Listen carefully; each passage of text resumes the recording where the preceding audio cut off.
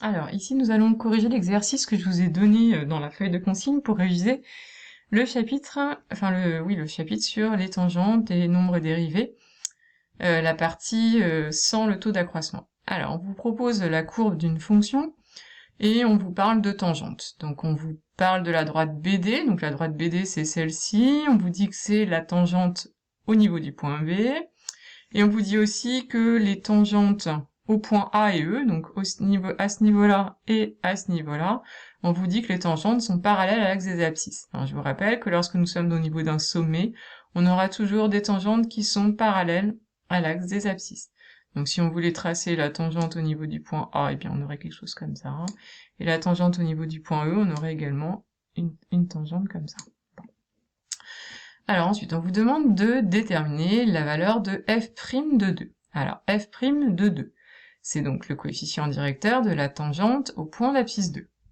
On place 2 sur l'axe des abscisses, on va jusqu'à notre courbe, on arrive du coup au niveau du point B, et on va regarder la tangente à ce niveau-là. La tangente au niveau du point B, eh bien c'est la fameuse droite qui est tracée.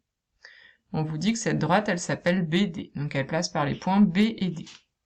Il va falloir qu'on trouve le coefficient directeur de cette droite. Donc pour trouver les coefficients directeurs de la droite BD, vous savez qu'on prend 2 points. Donc on va prendre le point B et le point D.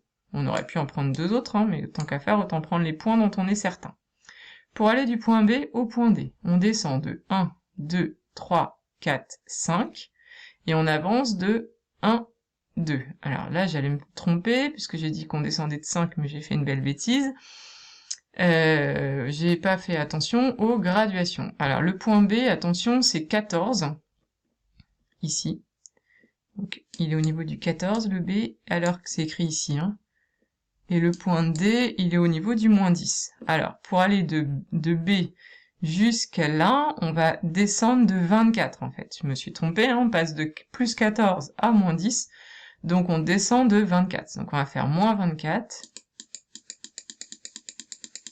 Hop.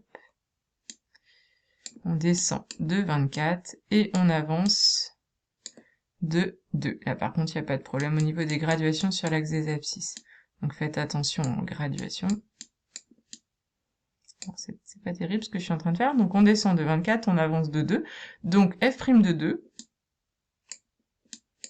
f' de 2, ça va être égal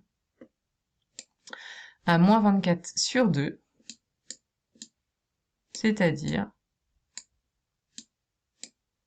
moins 12.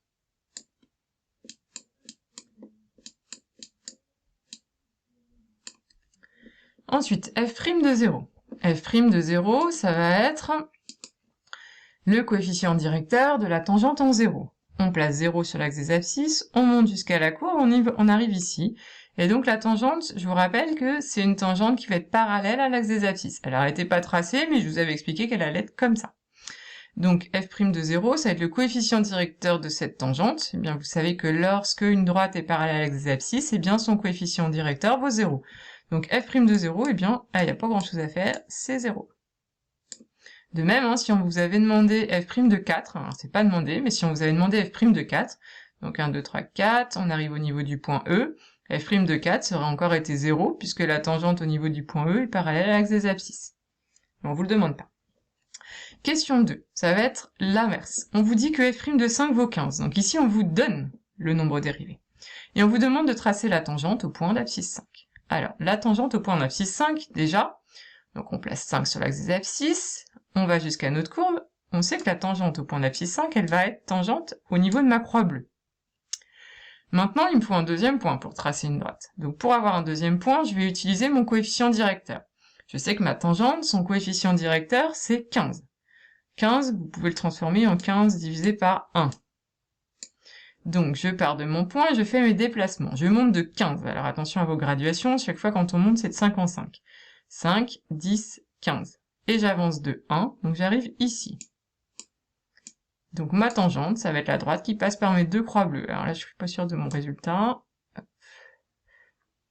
Voilà, on va essayer de faire quelque chose de plus joli que moi, évidemment en prenant une règle. Pour y vérifier, normalement, vous devriez tomber aussi... alors c'est un hasard, au moins. Vous devriez tomber sur... Je sais pas, j'ai fait un gros gribouillage là. comment ça se fait que je peux plus lever mon stylo? Je sais pas, j'ai un problème. C'est pas grave, hop.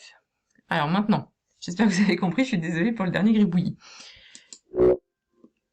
Hop, c'est pas ça que je voulais faire, pardon.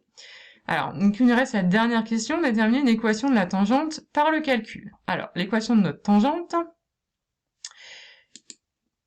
nous savons que une équation de tangente, puisqu'une tangente c'est une droite, c'est de la forme y égale mx plus p.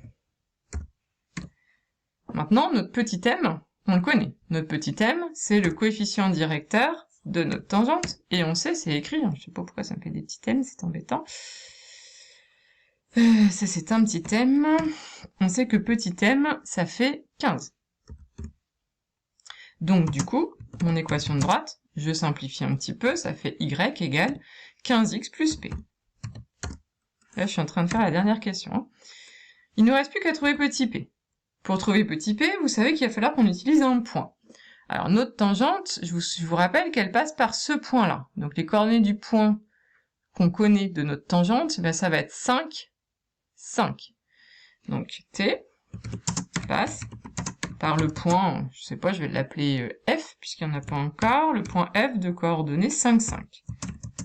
Donc ça veut dire quoi?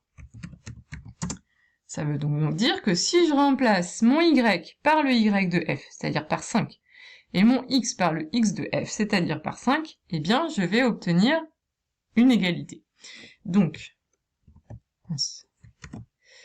je remplace mon y par 5, ça me fait 5 égale 15 fois, je remplace par le x de f, c'est-à-dire 5 plus p, ça me donne une équation.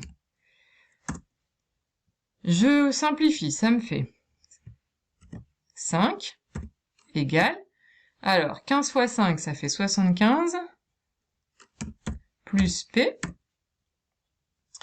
et j'ai plus qu'à trouver p, donc ça me fait 5 moins 75 égale p, c'est-à-dire 5 moins 75, ça fait moins 70, égale p. Donc nous avons trouvé p, on n'a plus qu'à remplacer, donc la tangente t a pour équation y égale,